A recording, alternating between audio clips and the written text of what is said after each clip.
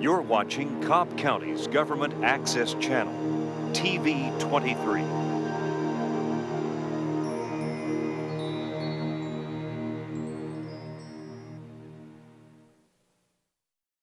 Hello, I'm Tiffany Lewis, and welcome to Spotlight on Cobb, a news program updating on events happening in Cobb County government and your community.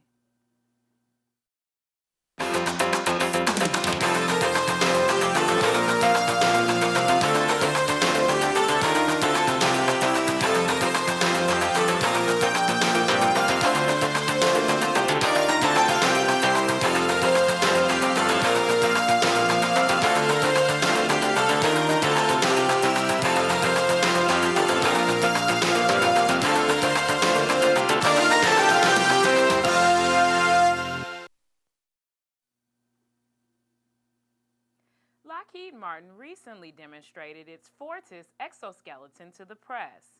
It is an unpowered, lightweight exoskeleton that increases an operator's strength and endurance by transferring the weight of heavy loads from the user's body directly to the ground. TV 23 was there to see this new innovation. This is the Fortis exoskeleton designed by Lockheed Martin. The Fortis exoskeleton was designed to transfer the weight of heavy tools to the ground. The Fortis was designed with the user in mind. We maintain flexibility and mobility, but we're able to increase productivity, reduce fatigue, and improve endurance of the industrial worker. The productivity increase depends upon the application used, but through some of the testing we've done with the Navy and the shipyards, we've seen up to a 27% increase in productivity, as well as up to a 300% reduction in fatigue. This is an industrial exoskeleton. It was designed to be used for industrial work such as drilling, riveting, grinding, sandblasting. But we believe that the Fortis exoskeleton could be adapted for other applications such as military, first responders, firefighters, any type of application that uses a heavy tool. It's taking a lot of load off my own body, then it helped me reduce a lot of stress as far as muscle pain and joint pain. It's a great piece of equipment. I think we could benefit from it a lot. It help with quality production and reduce injuries. Mableton area residents will notice some traffic improvements along the Floyd Road corridor. Recently, county officials hosted the Floyd Road Improvement Project ribbon cutting ceremony. This $5.5 million initiative widened and added sidewalks between Clay and Hicks Roads. Here's more on this story. Well, I thank you all for being here this morning to celebrate this very important milestone for Mableton, for South Cobb, and for Cobb County. These improvements along Floyd Road have already made headway into improving the quality of life for community residents, businesses, and the thousands who travel this corridor daily.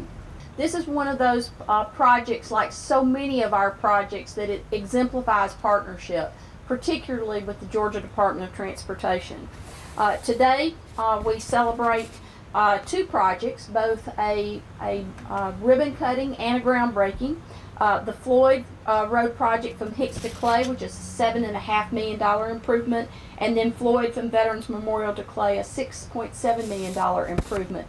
Again, that is going to improve the mobility for citizens in this part of the community, as well as all travelers who pass through the area, and certainly enhances a lot of the pedestrian activity in this area. I'm real pleased to be here. I've suffered through this like all the rest of you. It's remarkable to me that you can move, 40,000 cars a day, 35,000, 40,000 cars a day, and still rebuild a road. I'm tickled to death with the way they handled it. It took us a while. I think there were some extra utilities we had found that had to be moved, but it's a great thing coming. This extension we're talking about, I'm sure that all of y'all have to deal with that on a daily basis. If you've ever sat out here before you get to the bank down here, it's pretty tough to get across on Friday afternoon with everybody blocking the intersections. So that's going to be a good move too. You know, most people think that projects like this just happen. They come along and they just happen, and people don't have to plan on it. There's nothing that goes into it. It just, happens. And that's the way we think about improvements that come along. Well, they just happen. They do not just happen. It takes years of planning and funding and pushing and condemning and all of these things to get something done like we have here. And this is just not a road. This is hopefully the first step in a complete redevelopment of this region and area. That's the way it was planned to be. We have a wonderful new school that looks like a small college campus over at Mableton School. We're about to hook it up with this. We have this road. We have the improvement of this intersection. We have the widest sidewalks of any place, 5 feet sidewalks of any place that I know of in the state, that will eventually go ahead and in fact does connect to the Silver Comet Trail, which is the longest trail in the state of Georgia. So and when I know and when others see how close it is, how close Mableton is in to get to work, then I think that we have a birth of redevelopment. We've planned for it, we've spent money on it. It's been a public-private partnership with private developers spending money and the county spending money, ARC kicking some money in, and hopefully we'll be able to continue that and show a rebirth here, just like they've had in Smyrna. And so I'm glad to be here today as a part of this ongoing effort, and to make sure that this is not the end. When you have a ribbon cutting, you open it up to traffic and it's the end of the project. But it is the beginning of a completely new day where we redevelop and have something to be proud of. Kennesaw State University's dining facility is far from your typical college dining hall. It offers 9 sections that each serve a different kind of cuisine and boast a daily menu, which means a whopping 150 new dishes every day. Despite the variety, all dishes are cooked in small batches and use both locally sourced and KSU farm-grown produce. The facility was recently ranked 4th in the nation for campus dining experiences by the Daily Meal. Here's Melissa McMahon with more. We are so excited. We just were awarded, well, actually ranked number 4 in the nation for best colleges for food. One of the highest ranking schools, certainly in Georgia and the southeast region of the United States. But it's so exciting to, all of the awards that we've gotten in the past, it's still nice to know that we are exceeding those expectations and pushing those envelopes, so we're thrilled. Well, the judging criteria, it's very lengthy and it has a lot of variety to it. Everything from service to how much the meal plan costs to what's available outside of the campus for interesting dining options. But the main focus is dining here in the dining hall and what you offer at KSU. So healthy foods, farm to campus programs, vegan and vegetarian offerings, the variety of menu changes and the variety of offerings throughout any given day. Our clients seem to be very happy. In this age of social media, when your clients aren't pleased, you know about it. And so they really expect, this age group, they really expect a transparency of what you're doing, how you're doing it. And when they don't like something, they want an answer back, So that is our goal, is to really make sure our client, the student, is happy. The award actually kind of, I guess more or less, it gives us the background of all the hard work that we've done. It's the accomplishment of 6 years worth of work that we've done. We've had a great, strong team for the past 6 years, a lot of input through everybody, and then it's an accomplishment. It really is, one for the university and 2 for everybody that's been around, myself included. This is probably the highest award that I've received as a chef, so I'm very happy with it. We're kind of blowing ourselves away with what we offer them, and then the amount of the talent that's putting with that, with the 140 employees that are putting forth that effort. One of the biggest things, we have a great team that we work with KSU that, from our marketing standpoint, our top leaders, they have given us all of the carte blanche basically to make this happen and really just say, this is our vision, can you make it happen? And we have. So that's probably the biggest thing that I can say, that it is just that, having the ability, the willingness, and just overall drive to become the best of the best. In other KSU news, when seconds count, KSU police now have the ability to add minutes to the clock in the event of an opiate overdose. The department became the first university police department in Georgia to carry an antidote for heroin and other opiate overdoses. Here is KSU's Tanya Smith with more. So the naloxone program is it's a drug overdose prevention reversal program for law enforcement. It's specifically geared for opiate-based drugs such as heroin, hydrocodone, Percocet, stuff like that we find. We modeled it after an agency in Quincy, Massachusetts that started their program in 2010, so it's loosely based on theirs. It came from House Bill 965, which is known as the Georgia 911 Medical Amnesty Act. And what that does is it recognizes law enforcement officers as first responders so that we can carry this reversal drug with us and administer it. I'm excited that KSU was so open and progressive and supportive of the program. I started the program at Holly Springs Police Department as well. I retired from them in June, so I started this program before I left that, and it was the same thing. It seems to be embraced by the community, and so it's great to have that here at KSU and to have that same feeling here that, you know, we as a campus are just very excited to have it. So naloxone is a drug that is considered an opiate antagonist, which means that it binds to the same receptors in the brain that medications, opiates, heroin, hydrocodone, Lortab. It can bind to the same area in the brain and offset those drugs so that they're released from the receptors, which can reverse the effects of those drugs. So when a police officer identifies on the scene that a patient looks to be in an overdose setting and they can see evidence that the patient or the student is not breathing well and their respiration rates are low, if we start administering this drug, it's a 2-dose, one side of the nostril, wait 1 or 2 minutes to see if the person responds. And really the idea why the police officers to have it before ambulance is that quite often they are there 4 to 6, 5, 10 minutes earlier than an ambulance. And in that time, if someone's not breathing properly, that's 4 or 5 minutes that the brain is deprived of oxygen, which for long-term survival, hopefully this means the person, number one, can survive, but also can survive with the most brain function intact.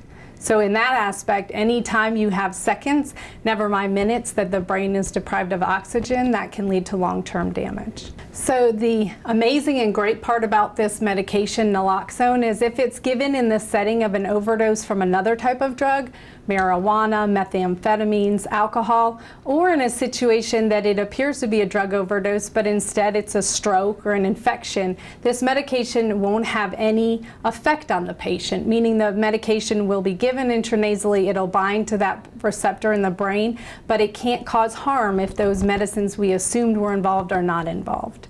The great thing is with the naloxone program, it's now available to law enforcement officers who respond as first responders many times to medical incident calls. If we respond to a drug overdose, this gives us the ability to potentially save a life. Whereas before, if we responded to that type of incident, we'd have to wait for the ambulance to get there. And in that type of situation, when you're talking about just a few minutes, that few minutes could cost that person their life. So if we're there, we want to be better prepared to be able to save that life if we have that opportunity. The implementation of this program was not in response to a particular incident or growing concern regarding drug usage in the campus community. The fact is, by law, a new resource is available to law enforcement. As a chief of police, especially at a university, I feel I have a responsibility to act in a proactive manner that increases our ability to provide safety and security to the students. Class 44 has been in training for weeks now, and we had the chance to catch up with them in action at the Dobbins Air Reserve Base. Fire Lieutenant William Collier is here to tell us more. Today we're out here at Dobbins Air Force Base on one of their training facilities. Out here we have a couple of props that the recruits can go through and simulate to get the training. Today they'll be doing the liquid petroleum gas prop or LP tank. It's about 10, 11 weeks of fire school, and they go approximately 15, almost 20 weeks of EMS school. When they complete their training, they're national qualified firefighter 1s and firefighter 2s, and they also obtain the national certification as hazmat operations. So at the end of their completion of their training, we will put 31 new firefighters out into the stations. Water conservation is important for the environment and our wallets. Cobb Water's Kathy Wynn has some tips to help you conserve water in your yard and save you some money for the fall. So it's fall, and a lot of people think we don't worry about water efficiency in the fall. I mean, it's not hot anymore, right? So we don't need to worry about it. But actually, the fall's a great time to think about water efficiency, particularly October. October is Energy Awareness Month, and it's also EPA WaterSense Shower Better Month. So why should you worry about your shower? Because the shower is the second biggest water user in the home. But more than the second biggest water user, it's also a huge energy user in the home. So by changing out shower heads from regular shower heads to WaterSense labeled shower heads, the average family can save about 2,900 gallons a month. So that doesn't seem like a big deal, right? But if every family in Cobb did it, we would save 487 million gallons a year. How simple to just twist on a new shower head, still get the same performance, but save Cobb County 487 million gallons of water. It's a really simple thing, and we made it even simpler. All our customers have to do is give us a call or email waterefficiency@cobbcounty.org, and we'll send them free WaterSense labeled shower heads. But it's not just inside the home we worry about during the fall. Fall is a big time for aeration and overseeding, but some people mistakenly aerate and overseed all of their turf. And actually, fall is only an optimal time to do that for fescue turf. If you have zoysia or Bermuda, which grows really well in the hot Georgia climate, the best time to aerate that is actually after spring green up. If you aerate it this fall, you're increasing your chance for weeds and pests. But it's an excellent time to aerate fescue. And that allows water to get down to the root zone and protect the plant. So fall's a great time to tune up inside your house and take a shorter shower with a smarter shower head. And it's also a great time for you to aerate your fescue turf and let your zoysia and Bermuda go dormant for the season. If you want to retrofit more in your house, you can get a whole house kit. So it has devices to make your toilet use less water. It has some leak detection equipment. It also has some aerators for your bathroom sink aerators that use less water. And my personal favorite has an aerator for your kitchen faucet. Not only does it use less water, it has an automatic shutoff. So if you're washing dishes and you don't want to lose the temperature, but you don't want to keep running water, you just flip a switch. It holds the temperature, but stops the flow of water. Flip it back up, you're ready to rinse. For more information, they can always visit cobbwater.org or give us a call at 770-419-6244. TV23 had the pleasure of catching up with Chairman Tim Lee to talk about progress around the county. Here's Robert with more. Thanks, Tiffany. We're on set now with Cobb Commission Chairman Tim Lee. Chairman, thanks for taking time to be with us. Just looking back at the last month, some really exciting things have happened here in the county. I think the biggest outstanding one probably was that groundbreaking for the Braves. What were your thoughts about that event?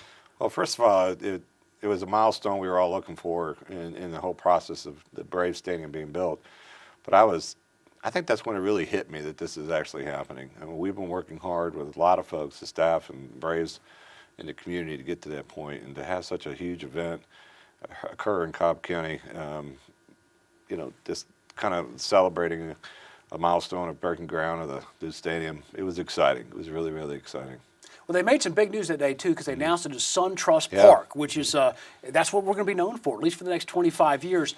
The thing that I noticed when I was driving around the site and coming out to the event was there was a tremendous amount of construction equipment out there, and they're moving those pipes. Any update on how that's going? Well, it's actually going ahead of schedule. The good weather has been very, very good to them.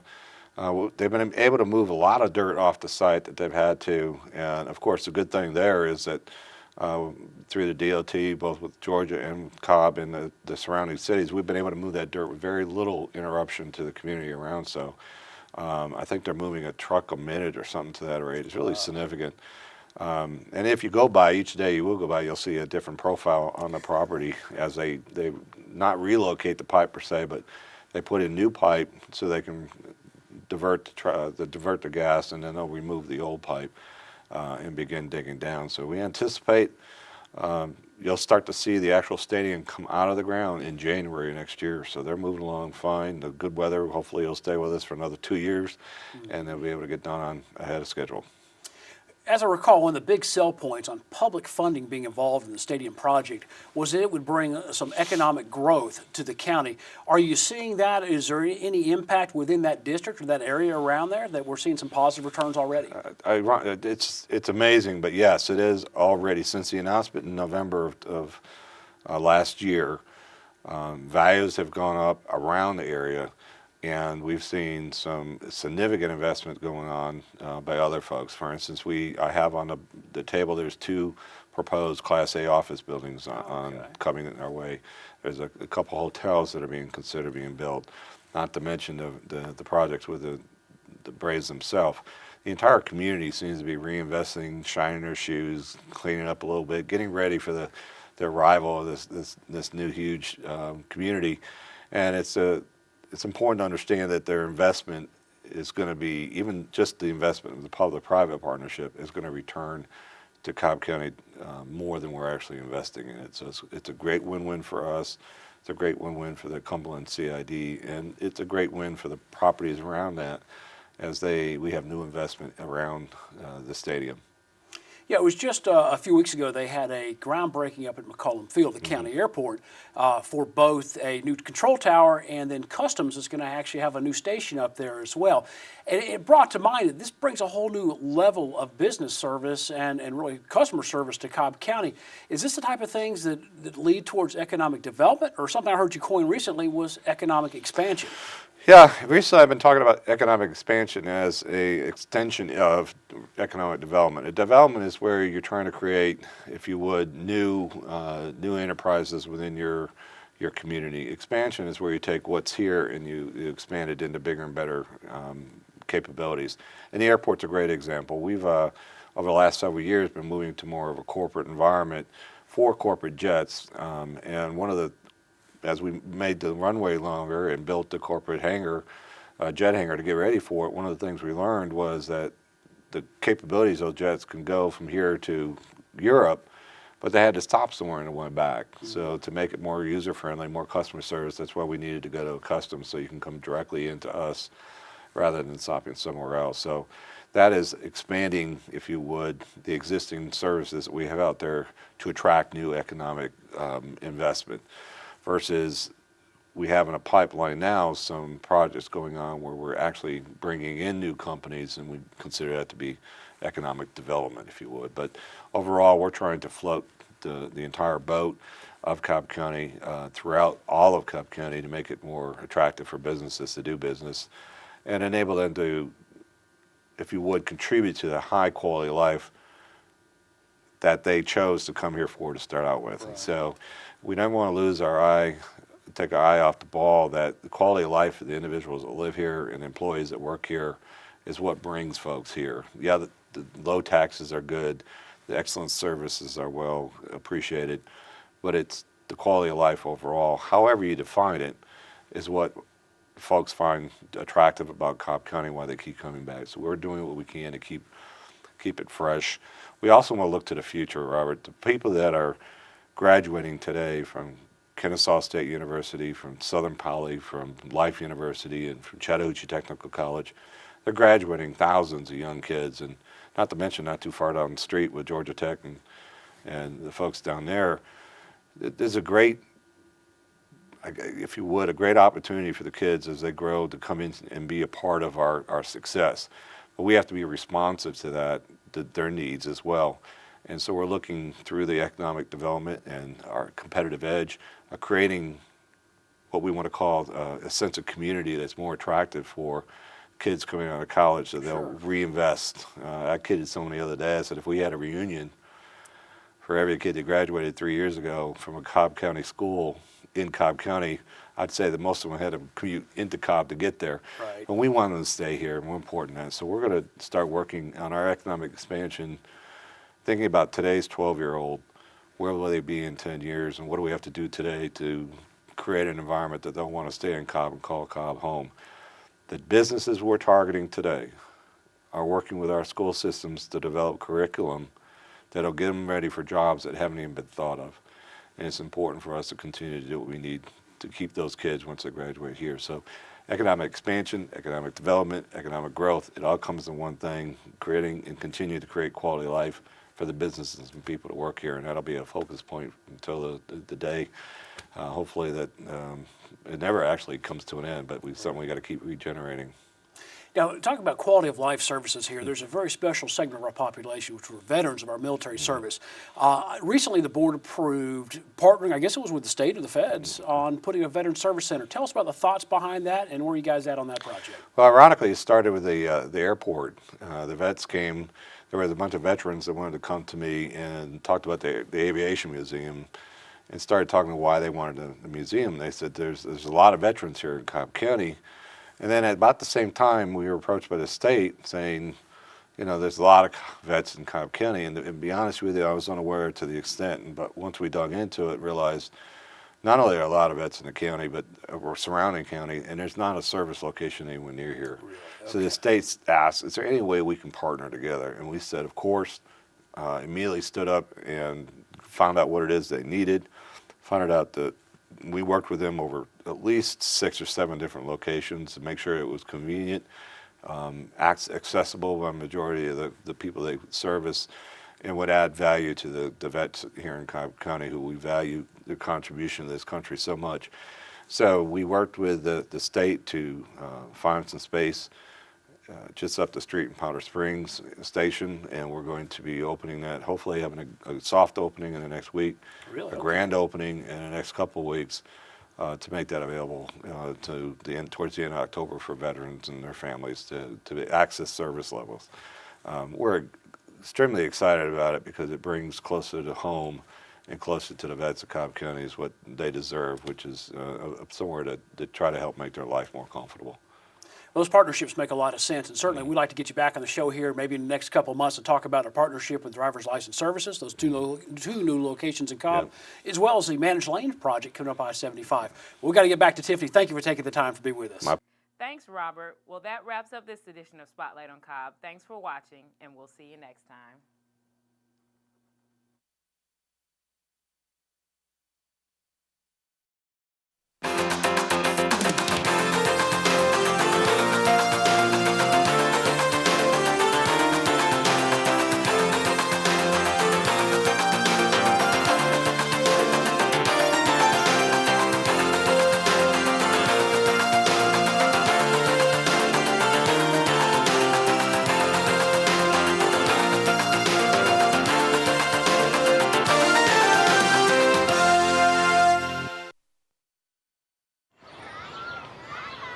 Did you know kids who play outdoors have healthier lungs? Totally. I did. Did you know that boys that play with dolls make better husbands? My son has lots of dolls. But did you know terry cloth diapers breathe better? I did. It's totally true. Oh, yeah. Did you know that strollers have the right of way on a sidewalk? Yes. Yep, I did. Did you guys Did you know that kids who eat breakfast have higher GPAs? Yeah, I know. Okay. Yeah. That's actually what I was going to say. Did you know babies should never touch silver? It's really bad for them. I knew that. Did you guys know that statistically friendly kids have more friends? Mm-hmm. Yeah. That's obvious. Did you know most people think they're using the right car seat for their kid, but they're not?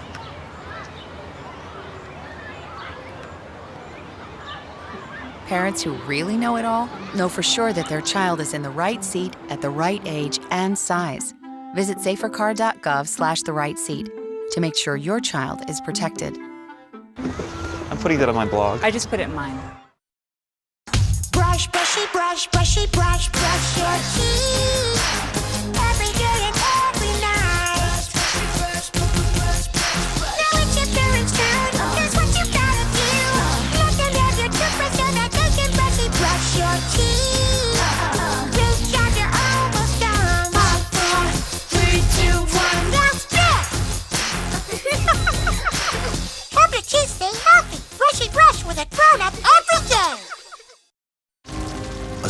timber that escapes from a wildfire can travel more than a mile. Get Fire Adapted now. Learn simple steps at fireadapted.org.